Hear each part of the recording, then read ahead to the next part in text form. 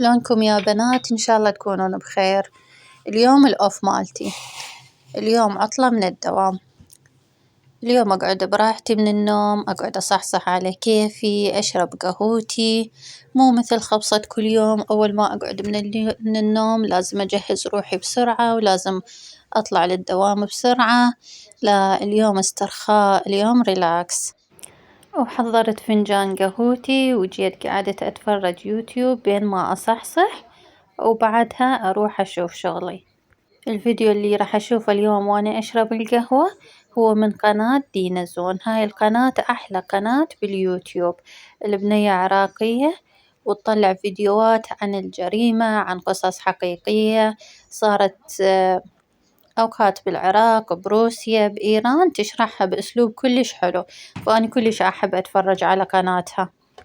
خلصت فنجان القهوة وصحصحت وقمت أشوف شغلي. أول ما بلشت خليت الملابس بالغسالة حتى بين ما أروح أخلص شغلي أجي ألقاها غاسلة ومخلصة. أنا أستخدم للغسالة بدل التايت الباودر أستخدم سائل غسيل جل، لأنه أحسه ما يترك لا بقع لا يترك آثار بيضة على الملابس ولا شي، وحتى ريحته حلوة. ما عندي سائل غسيل معين، كل مرة يعني تخلص العلبة اللي عندي إياها أروح أشتري وحدة ثانية، ممكن تكون غير شركة وغير ماركة عادي، بس المهم يكون سائل ما يكون باودر، أنا هذا اللي أفضله. غسالتي صغيرة، تغسل تشطف تجفف، بعد ما تخلص تقعد تعزف لي موسيقى حتى أجي أطلع الملابس وأروح أشرهن. أنا أختار المؤقت يكون مثل ما مكتوب على الغسالة 15 دقيقة، بس هي بالواقع أنا حاسبت لها تاخذ لها تقريبا 20 دقيقة إلى 25 دقيقة، يعني عمرها ما غسلت لي ب15 دقيقة. المهم خلينا ملابسنا بالغسالة، وهسه طلعت حتى حشى السامع أذب الزبالة. أنا الحاوية قريبة على البيت، قبل كانت شوية مسافة مشي، هسه خلوا قدام كل بيت حاوية. الشي الحلو إنه هاي الخدمة يقدموها مجانا بدون ما ياخذون فلوس عليها، يعني يوميا نقعد الصبح نلقاهن فارغات نرجع نعبيهن، ثاني يوم نقعد الصبح نلقاهم فارغات. وهاي منطقتي الحبيبة الجميلة اللي بيها أشجار وشجيرات ونخيل، شارعها كبير وحلو نظيف.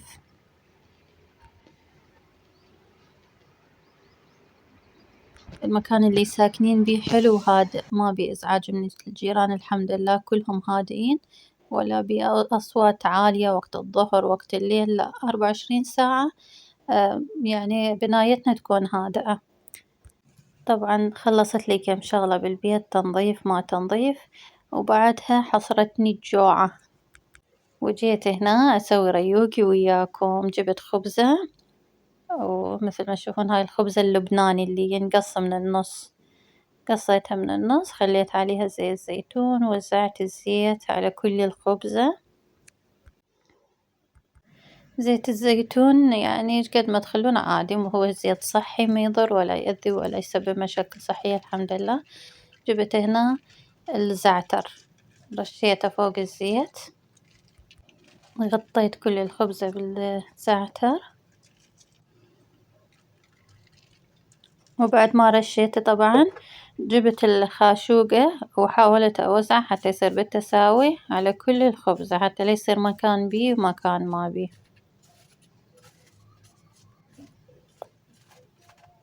طبعا سويت هذا الريوق لأنه تريقت وحدي، ما يعني ماكو أحد تريق وياي حتى أسوي أشياء ثانية، أخلي جبن مربى جيمر بيض، هاي الشغلات، هاي السوالف مال اللمة ومال تقعدون كذا شخص تريقون سوا، فلأنه وحدي سويت هاي وسويت وياها شاي وأكلتها وقمت. هسه بنات هنا قمت أرش عليها جبن موتزاريلا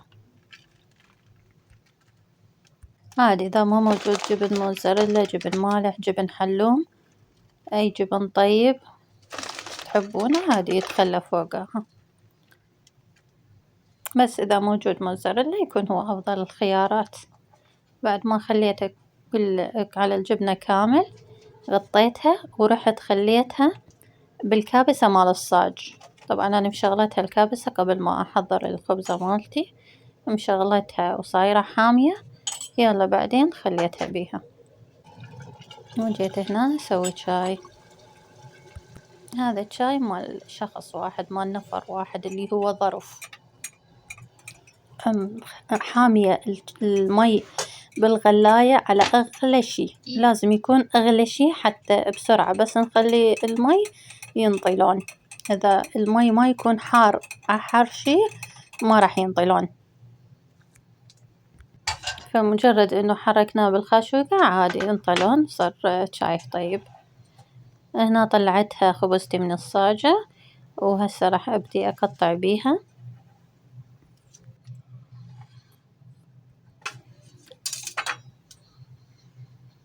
جبت أكبر سكينة عندي إياها بالمطبخ، وشوي نضغط عليها بإيدينا حتى تتقطع زين.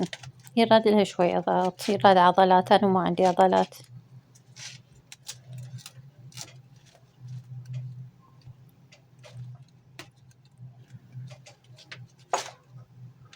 وبس بنات، هذا ريوقي.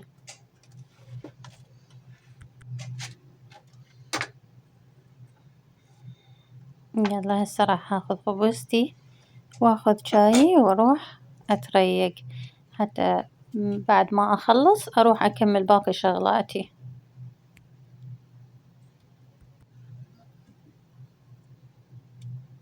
شوفوا هذا الجبن لو مكثرة، جبن كان صارت يعني الجبنة مطاطية أكثر، بس هذا المقدار اللي أنا خليته من الجبن كافي، يعني طعمه طيب بالأكل.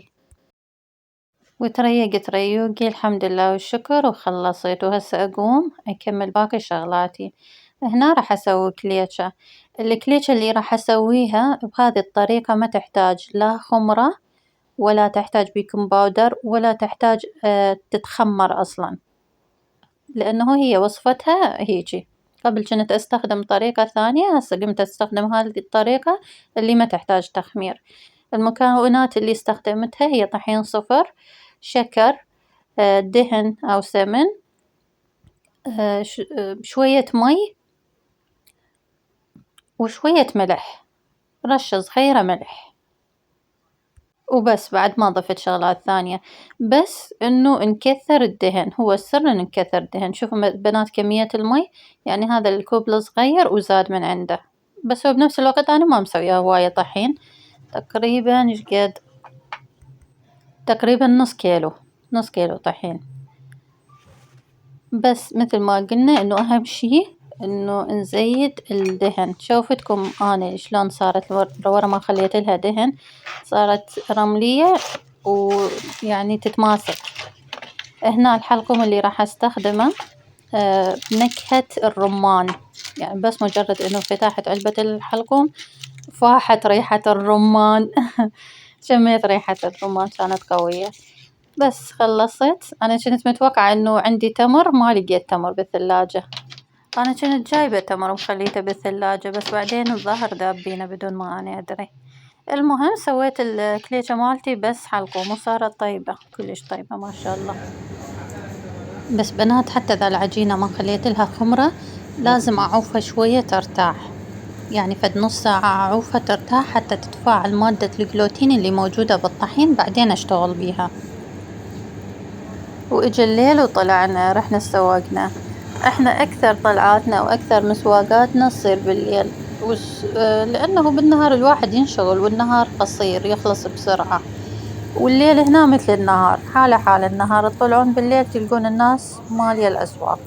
الأسواق اللي عندنا إياها هنا هي عبارة عن مولات مكيفة، يعني مول وبيه كل شي مثل ما تشوفون، بوتيتا، طماطة، خيار، بصل، ثوم، كل شي مصفوف بهالطريقة. وهاي مخلين أكياس، واحد يجي يشيل يخلي بالكيس ويروح يشتري من الكاشير. كل شي هنا نفس الشي، يعني إذا كان مخضر، إذا كان ملابس، إذا كان أغراض، نفس الأسواق اللي هي كلها عبارة عن مولات. والمول ما يكون عبارة عن محلات، لا، يكون المول عبارة عن، يعني صاحب المول هو شخص واحد، وكل اللي موجود البضاعة بيه هي مكان مثل مكان مفتوح وينباع كله سوا. يعني ماكو هذا المحل فلان وهذا المحل فلتان وهذا كذا لا، طبعا أكو مولات ثانية مثل هذا النظام اللي هي عبارة عن محلات كل محل شكل بس أكو هيجي يعني وأكو هيجي.